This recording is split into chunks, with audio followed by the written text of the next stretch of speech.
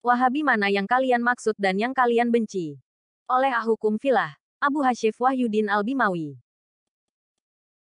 Tanamkanlah budaya membaca sampai selesai, agar tidak gagal faham. Selamat membaca. Nasihat berharga ini ditujukan kepada kalian para pembenci Wahabi. Segeralah bertaubat kepada Allah Subhanahu wa Ta'ala dari lisan-lisan kalian yang tukang fitnah dan menghasut kaum muslimin tanpa dasar ilmu dan sejarah. Semoga Allah mengampuni kalian. Bacalah dengan baik dan sesama sejarah di bawah ini agar kita semua faham dan tidak lagi menyebar fitnah. Wahabi mana yang kalian maksud? 1. Wahabi sama dengan Muhammad bin Abdul Wahab, wafat 1206 Saudi Arabia, Ahlus Sunnah. 2. Wahabi sama dengan Abdul Wahab bin Andurrahman bin Rustum, wafat 211 Afrika, Khawarij. Fatwa Al-LAKHMI ditujukan kepada Wahabi Abdul Wahab bin Abdurrahman bin Rustum sang tokoh Khawarij. Bukan kepada Syekh Muhammad bin Abdul Wahab. Mengenai fatwa Al-Imam Al-Lahmi yang dia mengatakan bahwa Al-Wahabiyah adalah salah satu dari kelompok sesat Khawarij. Maka yang dia maksudkan adalah Abdul Wahab bin Abdurrahman bin Rustum dan kelompoknya bukan asli Syekh Muhammad bin Abdul Wahab dan para pengikutnya. Hal ini karena tahun wafat Al-Lahmi adalah 478 sedangkan asli Syekh Muhammad bin Abdul Wahab wafat pada tahun 1206 Juni atau Juli tahun 1792 Amatlah janggal bila ada orang yang telah wafat namun berfatwa tentang seseorang yang hidup berabad-abad setelahnya. Adapun Abdul Wahab bin Abdurrahman bin Rustum maka dia meninggal pada tahun 211 Sehingga amatlah tepat bila fatwa Al-Lahmi tertuju kepadanya. Berikut Al-Lahmi merupakan mufti Andalusia dan Afrika Utara dan fitnah Wahabiyah Rustumiyah ini terjadi di Afrika Utara. Sementara di masa Al-Lahmi hubungan antara Najd dengan Andalusia dan Afrika Utara amatlah jauh. Sehingga bukti sejarah ini semakin menguatkan bahwa Wahabiyah Khawarij yang diperingatkan Al-Lahmi adalah WAHHABIYYAHRUSTUMIYYAH bukan asli Syekh Muhammad bin Abdul Wahab dan para pengikutnya. Lihat dan baca kitab Al-Mukrayk fi Fatawa Ahlil Maghrib. Karya Ahmad bin Muhammad Al-Wansharisi. Juz 11. Perbedaan dakwah Abdul Wahab bin Abdurrahman bin Rustum dan dakwah Syekh Muhammad Abdul Wahab. 1. Dakwah Abdul Wahab bin Abdurrahman bin Rustum Khawarij. Khawarij adalah salah satu kelompok dari kaum muslimin yang mengkafirkan pelaku maksiat, dosa besar, membangkang dan memberontak terhadap pemerintah Islam dan keluar dari jamaah kaum muslimin. Termasuk dalam kategori Khawarij adalah Khawarij generasi awal Muhakimah Haruriyah dan sempalan-sempalannya, seperti Al-Azariqiyah, SSHAFARIYYAH dan ANNAJDAT. Ketiga kelompok ini sudah lenyap. Dan kelompok Al-IBADHIYAH masih ada hingga sekarang. Termasuk pula dalam kategori Khawarij adalah siapa saja yang dasar-dasar jalan hidupnya seperti mereka, seperti Jamaah Takfir dan Hijrah, seperti Jamaah Ansyarut Tauhid, Jat ISIS, DL. Masih banyak anak cucunya dari Khawarij yang hidup dan berdakwah hingga saat ini di Indonesia. Atas dasar ini, maka bisa saja Khawarij muncul di sepanjang masa. Bahkan betul-betul akan muncul pada akhir zaman. Seperti telah diberitakan oleh Rasulullah Shallallahu Alaihi Wasallam. Pada akhir zaman akan muncul suatu kaum yang usianya rata-rata masih muda dan sedikit ilmunya. Perkataan mereka adalah sebaik-baik perkataan manusia.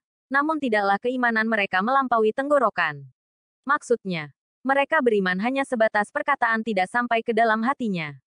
Mereka terlepas dari agama. Maksudnya, keluar dari ketaatan sebagaimana terlepasnya anak panah dari busurnya. Maka di mana saja kalian menjumpai mereka, bunuhlah. Karena hal itu mendapat pahala di hari kiamat. Hari. Al-Bukhari No. 6930. Muslim No. 1066. 2. Dakwah Syekh Muhammad Abdul Wahab Ahlussunnah wal Jamaah. Alangkah baiknya kami paparkan terlebih dahulu penjelasan singkat tentang hakikat dakwah yang beliau serukan. Karena hingga saat ini, para musuh dakwah beliau masih terus membangun dinding tebal di hadapan orang-orang awam. Sehingga mereka terhalang untuk melihat hakikat dakwah sebenarnya yang diusung oleh beliau rahimahullah. Syekh Muhammad bin Abdul Wahab berkata, segala puji dan karunia dari Allah, serta kekuatan hanyalah bersumber darinya. Sesungguhnya, Allah Ta'ala telah memberikan hidayah kepadaku untuk menempuh jalan lurus, yaitu agama yang benar, agama Nabi Ibrahim yang lurus. Dan Nabi Ibrahim itu bukanlah termasuk orang-orang yang musyrik. Alhamdulillah aku bukanlah orang yang mengajak kepada ajaran sufi, ajaran imam tertentu yang aku agungkan atau ajaran orang filsafat.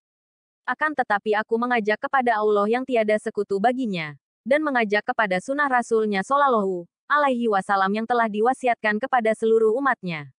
Aku berharap untuk tidak menolak kebenaran jika datang kepadaku. Bahkan aku jadikan Allah, para malaikatnya serta seluruh makhluknya sebagai saksi bahwa jika datang kepada kami kebenaran darimu maka aku akan menerimanya dengan lapang dada. Lalu akan kubuang jauh-jauh semua yang menyelisihinya walaupun itu perkataan imamku. Kecuali perkataan Rasulullah Shallallahu alaihi wasallam karena beliau tidak pernah menyampaikan selain kebenaran. Kitab Ad-Durar As-Saniyah, I 37-38.